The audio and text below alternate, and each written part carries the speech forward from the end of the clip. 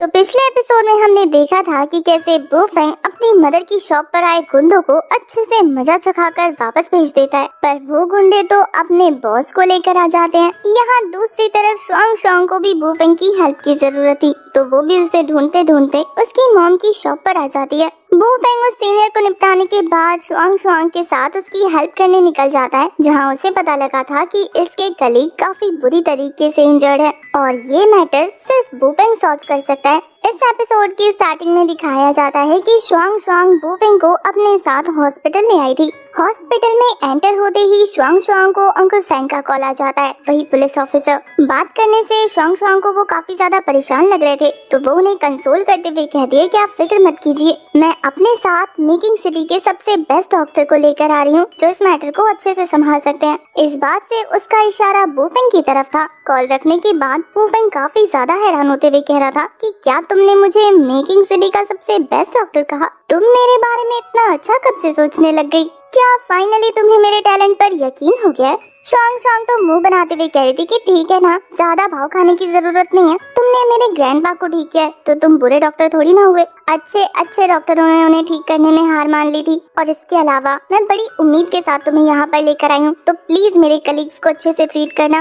वो मेरी वजह से मुसीबत में पड़े हैं, मैंने ही अपने रीसेंट केस के लिए उन्हें छानबीन करने को भेजा था, पर मुझे नहीं पता था कि उनके साथ ये हो जाएगा, इसलिए मैं चाहती हूँ कि तुम इस केस में अपना बेस्ट दो। बुफेंग कहता है कि फिक्र मत करो, मैं एक डॉक्टर हूँ और मेरा फर्ज है पेशेंट को अपना बेस्ट देकर ट्रीट करने की, और मैं वही करूँगा। उन दोनों से थोड़ी ही दूर पर हमें मिस्टर मा को दिखाया जाता है, जो लिन के साथ काउंटर पर बिल बनवा रहा था। वो कहता है कि मैं अभी जेल से छूट कर आया हूँ, और देखो ना मेरी मुलाकात किससे हो गई, ये बार बार मेरे रास्ते में क्यों आ जाता है, आखिर ये यहाँ क्या करने आया है? लिन भी उसे काफी गुस्से से घूर के देख रही थी। यहाँ दूसरी तरफ हमें शुआंग शुआंग को दिखाया जाता है, जो काफी परेशान होते हुए बुफेंग से कहती है कि मैं तो सच में भूल गई कि मुझे एक पेशेंट की फैमिली को लेने जाना है, तुम पहले जाकर अपनी ट्रीटमेंट को शुरू करो, मैं तुम्हारे पीछे पीछे आती हूँ। हाँ, रूम नंबर 102 में, जो कि इमरजेंसी रूम के जस्ट पास में है। तुम्हें वहाँ पर मिस्टर फैंग भी मिल जाएंगे, जो मेरे कलीग के साथ वहीं मौजूद है। तुम जाकर अपना काम शुरू करो, मैं बस थोड़ी देर में आती हूँ। शुआंग शुआंग के वहाँ से जाने के बाद हमारा बुफेंग काफी मस्त मगन होकर अपनी गर्दन हिलाते हुए आगे बढ़ रहा था।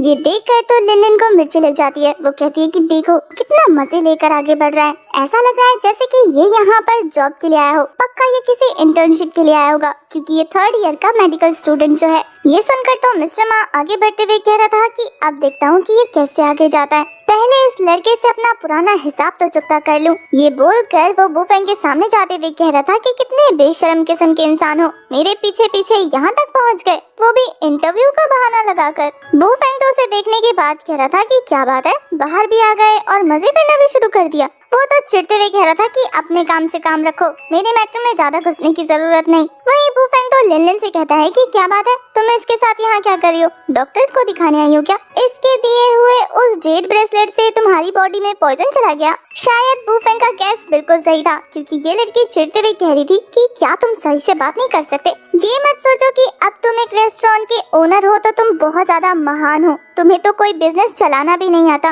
ना तो तुम्हारे पास केटरिंग स्किल्स हैं और ना ही मैनेजमेंट स्किल्स। जल्दी ही तुम और तुम्हारा वो सो कॉल्ड रेस्टोरेंट मिट्टी में मिल जाएगा। पर वैसे मानना पड़ेगा, तुम हो तो काफी ज्यादा स्मार्ट, जो सिर्फ अपने रेस्टोरेंट पे रिलाय नहीं करे, यहाँ पर इंटर्नशिप के लिए भी आ गए। मिस्टर मा तो कहता है कि क्या तुम्हें इसकी बॉडी लैंग्वेज से नजर नहीं आ रहा कि यहाँ इंटर्नशिप के लिए नहीं आया, बल्कि किसी लड़की के साथ आया है? तुमने देखा नहीं था, इसके साथ एक खूबसूरत लड़की खड़ी थी, ये एक नंबर का लड़कीबाज है। उस दिन किसी और को अपनी गर्लफ्रेंड बता रहा था और आज किसी और के साथ फ्लर्टिंग कर रहा है। ये सुनकर तो लिन हंसते हुए कह रही थी कि अच्छा हुआ मैंने तुमसे ब्रेकअप कर लिया, अब मैं जाकर तुम्हारी गर्लफ्रेंड को बताऊंगी कि कैसे तुम उसके पीठ पीछे दूसरी लड़कियों को भी डेट कर रहे हो। मुझे नहीं पता था कि तुम इस कदर नीचे गिर जाओगे कि एक साथ दो लड़की को घुमाओगे। वैसे ये सुनने के बाद तो वो तुम्हारी क्या क्लास लगाएगी ना। वैसे भी वो काफी ज्यादा अमीर है, अगर उसे पता लगा कि तुम उस पर चीट कर रहे हो तो फिर तो तुम्हारी खैर नहीं। बुफेंग तो काफी गुस्से में अपना मुक्का दिखाते हुए कह रहा था कि क्या तुम्हें मार खानी है, जैसे बकवास र्यूमर्स फैला रही हो। वैसे मैं एक अच्छा दोस्त होने के नाते तुम्हें बता दूं कि जिस पर्सन के बारे में तुम लोग बात कर रहे हो ना, पहले उसका बैकग्राउंड चेक करके आ जाओ,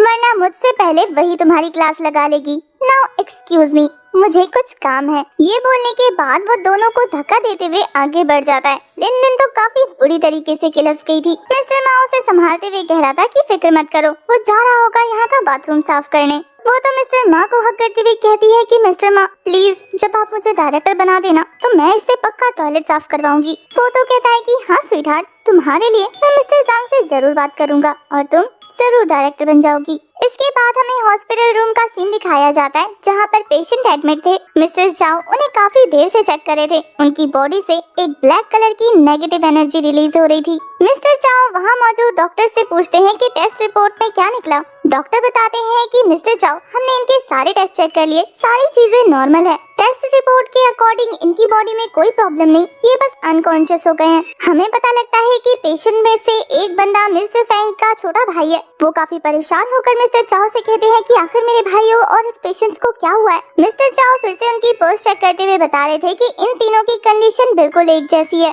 तीनों के पल्स नॉर्मल है। तीनों की बॉडी में एग्जैक्ट प्रॉब्लम ऐसे नोटिस नहीं हो रही है, लेकिन जहाँ तक मैं समझ पा रहा हूँ मुझे लगता है कि इनकी बॉडी में कुछ तो खराब है। मिस्टर फैंग बहुत ज्यादा परेशान होते हुए कह रहे थे कि खराब से आपका मतलब क्या है मिस्टर चाओ। मिस्टर चाओ बताते हैं कि मुझे ऐसा लगता है जैसे कि इनकी बॉडी में कुछ इविल मौजूद है, नेगेटिव एनर्जी जैसा कुछ। हो सकता है इनकी बॉडी में कुछ ऐसा गया है जो टॉक्सिक गैस को प्रोड्यूस कर रहा हो। लगातार गैस के रिलीज होने की वजह से मुझे लगता है कि शायद ये लोग कोमा में हैं। मिस्टर फैंग एक पुलिस थे तो उन्हें डॉक्टरी की भाषा कुछ भी समझ नहीं आती। वो कहते हैं कि छोड़िए, आप बस मुझे इतना बता दीजिए कि आप इन्हें ठीक कैसे करने वाले हैं। मिस्टर चाओ बताते हैं कि टॉक्सिन को बॉडी के अंदर एंटर करने से पहले रोका जा सकता है, लेकिन उसके एंटर होने के बाद मुझे कोई रास्ता नहीं पता कि उसे कैसे क्योर करते हैं। वैसे अगर मैं एंशिएंट ट्रेडिशनल बुक के अकॉर्डिंग चलूं तो कुछ रास्ते हैं, पर बीते कुछ सालों में एंशिएंट मेडिसिन्स ने अपनी जगह खो दी है, जिससे वो सारे के सारे दस्तावेज डिस्ट्रॉय हो गए हैं।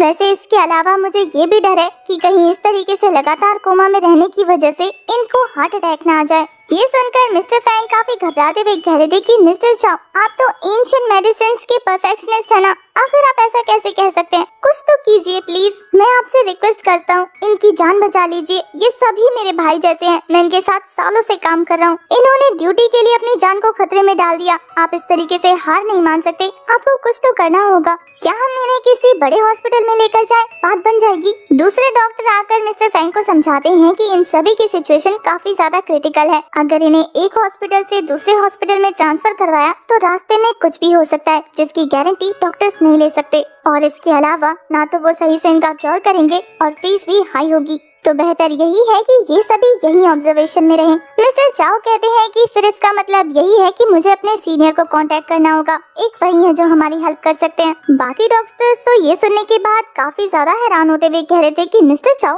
आपके एक सीनियर भी है? मैंने तो पहली बार सुना है कि आपके कोई सीनियर भी है। मिस्टर चाओ की बात सुनने के बाद मिस्टर फैंग कहते हैं कि फिर आप इंतजार किस चीज का करें, जल्दी से अपने सीनियर को बुलाइए ना। इससे पहले कि मिस्टर चाओ कॉल लगा दे तभी वहाँ पर वू फेंग की एंट्री हो जाती है, पर उसे एंटर होता देखकर तो डॉक्टर्स भड़कने लगते हैं कि कहाँ मुंह उठा के चले आ रहे हो, आखिर तुम हो कौन? तुम्हें दिख नहीं रहा कि यहाँ पर हम सभी पेशेंट को ट्रीट कर रहे हैं? वू फेंग तो कहता है कि मैं यहाँ पेशेंट्स को ट्रीट करने ही आया हूँ, मुझे शुआंग शुआंग ने यहाँ पर भेजा है उसके कलीग्स को चेक करने के लिए। ये सुनने के बाद वो डॉक्टर्स भड़कते हुए कह रहे थे कि तुमने सही से अपने सर के बाल भी नहीं उगाए और चले हो डॉक्टरी करने। यहाँ पे कोई मजाक नहीं चल रहा, बहुत सीरियस सिचुएशन है, इसलिए दफा हो जाओ यहाँ से। मिस्टर फैंग वू फेंग को पहचान गए थे। वो कहते हैं कि जूनियर ब्रदर, तुम अभी यहाँ से चले जाओ, मैटर बहुत ज्यादा सीरियस है, हम लोग पहले से ही काफी ज्यादा परेशान है, इसलिए हमें और परेशान मत करो। उन सभी की बकवास सुनने के बाद मिस्टर चाओ गुस्से में चिल्लाते हैं कि क्या बकवास कर रहे हो, मुंह बंद करो सब अपना। वो डॉक्टर तो वू फेंग से कहता है कि देखा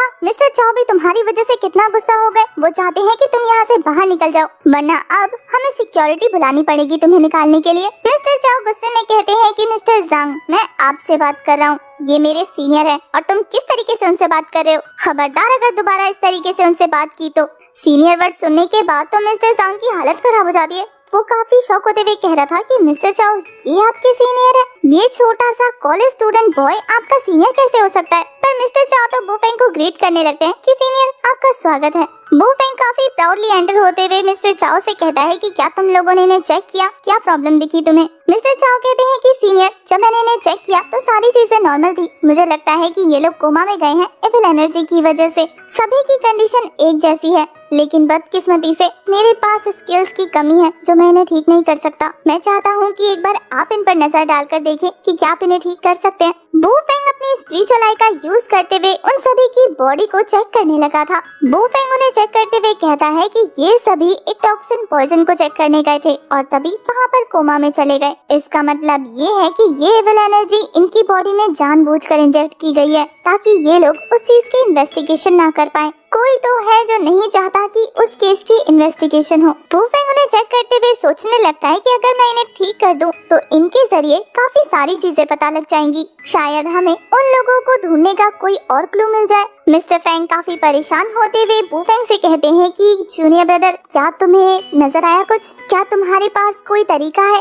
तुम इन्हें सच में ठीक कर सकते हो? बू फेंग मिस्टर फेंग को अपनी एक्यूपंक्चर किट पकड़ाते हुए कह रहा था कि जल्दी से इन नीडल्स को डिसइंफेक्ट करके लेकर आओ, मैं अभी इन्हें ठीक करता हूँ। मिस्टर चाओ तो मिस्टर फेंग को रोकते हुए कह रहे थे कि सीधे खड़े रहो, तुम्हें नहीं आता ना, मैं करके दिखाता हूँ। और अब सारे चुपचाप खड़े होकर ये देखो कि मेरे सीनियर कितने ज्यादा स्किलफुल हैं और कैसे इन्हें ठीक करते हैं। मिस्टर चाओ बू फेंग को लेकर बहुत ज्यादा कॉन्फिडेंट थे। थोड़ी ही देर में मिस्टर चाओ सभी नीडल्स को डिसइंफेक्ट करके बू फेंग को लाकर देते हैं। बू फेंग तो वो नीडल्स लेकर अपने काम में लग गया था। वहीं ये दूसरा डॉक्टर मिस्टर चाओ से कहता है कि क्या आपको इस छोटे से बच्चे पर यकीन है? क्या हमें इसे इतने सीरियस पेशेंट्स को चेक करने देना चाहिए, क्योंकि ये अभी भी 20 साल का लगता है। इस लड़के को तो सही से मेडिसिन के नाम भी नहीं पता होंगे और हम इसके आगे इतना सीरियस केस रख रहे हैं। उस डॉक्टर को बू फेंग के खिलाफ इस तरीके की बातें करता देख मिस्टर चाओ काफी भड़कते हुए कहते हैं कि क्या बकवास कर रहे हो तुम? आखिर तुम्हें पता भी है कि तुम किसके बारे में बात कर रहे हो? मैं इन्हें सीनियर कह रहा हूँ तो इसका मतलब ये है कि जरूर ये कुछ मायने रखते हैं।